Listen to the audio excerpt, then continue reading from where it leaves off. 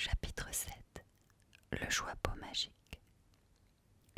La porte s'ouvrit immédiatement. Une grande sorcière aux cheveux noirs, vêtue d'une longue robe vert émeraude, se tenait dans l'encadrement. Elle avait le visage sévère, des gens qu'il vaut mieux éviter de contrarier, pensa aussitôt Harry. Professeur McGonagall, voici les élèves de première année, annonça Hagrid. Merci Hagrid, dit la sorcière. Je m'en occupe. Le hall d'entrée du château était si grand que la maison des Dursley aurait pu y tenir tout entière, et le plafond si haut qu'on n'arrivait pas à l'apercevoir.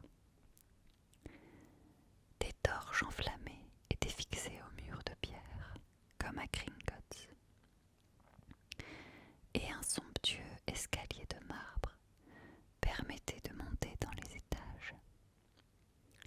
Guidés par le professeur McGonagall, ils traversèrent l'immense salle, au sol dallé, et entrèrent dans une petite salle réservée aux élèves de première année.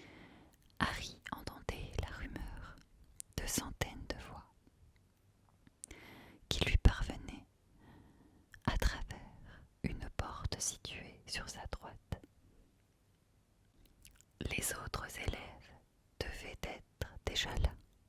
L'exiguïté des lieux les obligea à se serrer les uns contre les autres, et ils restèrent debout en silence, lançant autour d'eux des regards un peu inquiets.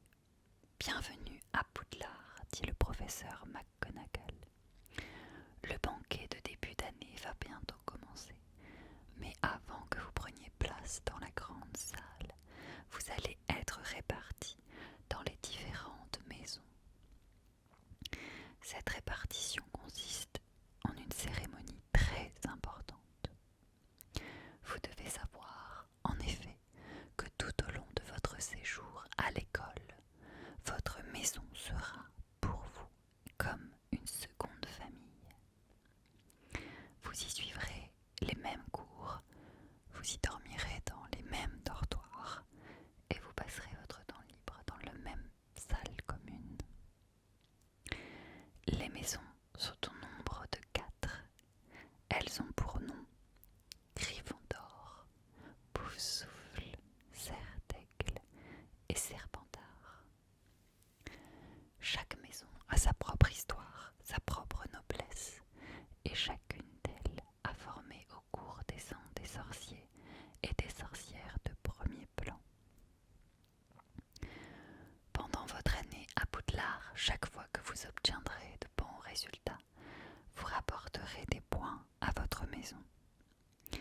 Mais chaque fois que vous enfreindrez les règles communes, votre maison perdra des points. À la fin de l'année scolaire, la maison qui aura obtenu le plus de points gagnera la coupe des 4 maisons,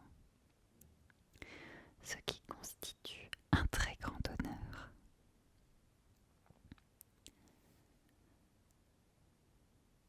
J'espère que chacun et chacune d'entre vous aura à cœur de bien servir sa maison, quelle qu'elle soit. La cérémonie de répartition aura lieu dans quelques minutes en présence de tous les élèves de l'école. Je vous conseille de profiter du temps qu'il vous reste avant le début de cette cérémonie pour soigner votre tenue. Le regard du professeur s'attarda sur Neville, dont la cape était attachée de travers, et sur Ron, qui avait toujours une tache sur le nez. D'un geste fébrile, Harry essaya d'aplatir ses cheveux. « Je reviendrai vous chercher lorsque tout sera prêt, » dit le professeur McGonagall. « Attendez-moi en silence. » Elle quitta la salle. Harry avait la gorge serrée. « Comment font-ils pour nous sélectionner ?» demanda-t-il à Ron. « J'imagine qu'ils vont nous faire passer des tests. Fred m'a dit que ça faisait très mal, mais je crois que c'était pour rire.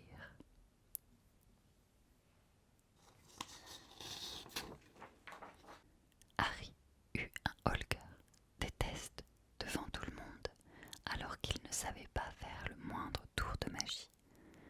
Il regarda autour de lui. Les autres élèves avaient l'air terrifiés, eux aussi.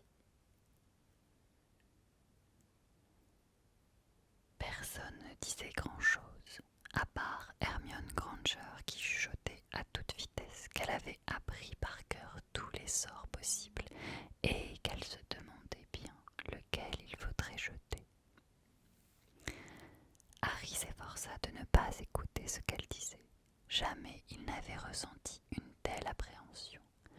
Même le jour où il avait dû rapporter à la maison son carnet scolaire, dans lequel il était expliqué que la perruque d'un de ses professeurs avait mystérieusement pris une couleur bleu vif et qu'on le soupçonnait d'y être pour quelque chose. Il gardait les yeux fixés sur la porte. À tout moment, maintenant, le professeur McGonagall allait entrer et l'emmener vers son destin fatal. Tout à coup, des cris s'élevèrent derrière Harry. Il se retourna et resta bouche bée, comme les autres. Une vingtaine de fantômes venaient d'apparaître en traversant le mur du fond. D'un blanc nacré légèrement transparent, ils flottaient à travers la salle, sans accorder un regard aux élèves rassemblés.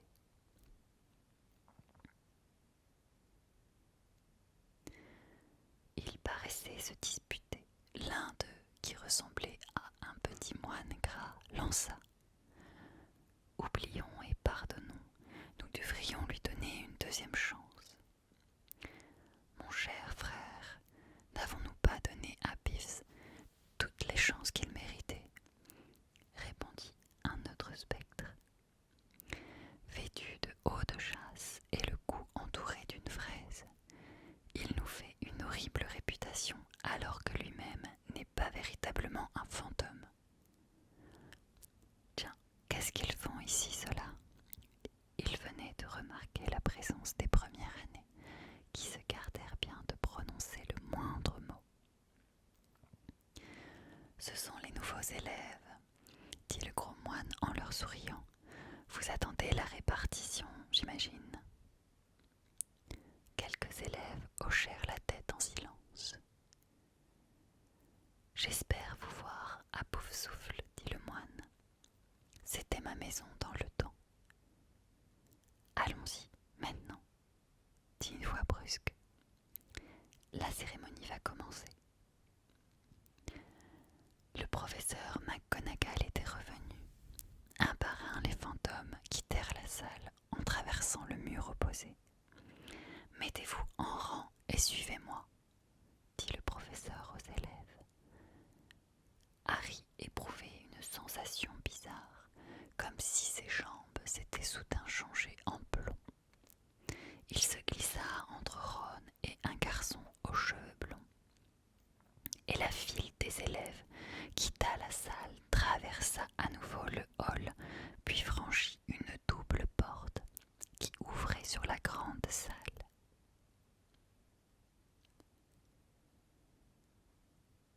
L'endroit était étrange et magnifique. Des milliers de chandelles suspendues dans les airs éclairaient 4 longues tables autour desquelles les autres étudiants étaient déjà assis, devant des assiettes et des gobelets d'or. Au bout de la salle, les professeurs avaient pris place autour d'une autre table.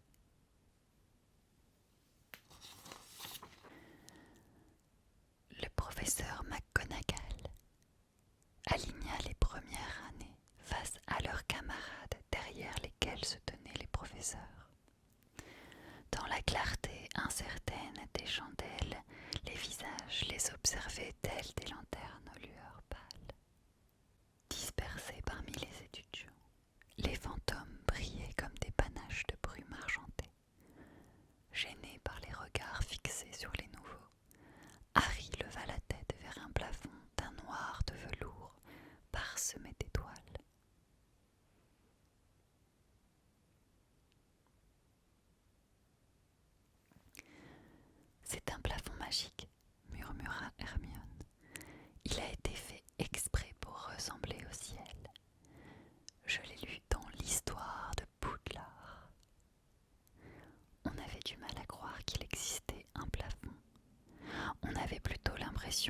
salle était à ciel ouvert.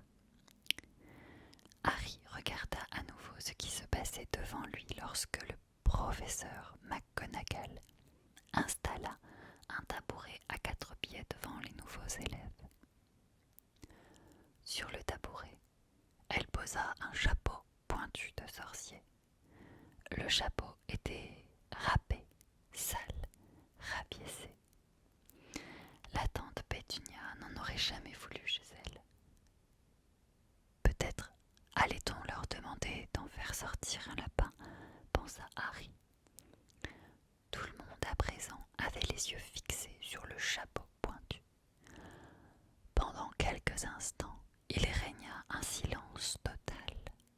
Puis, tout à coup, le chapeau remua, une déchirure tout près du bord s'ouvrit en grand, comme une bouche, et le chapeau se mit à chanter. Je ne suis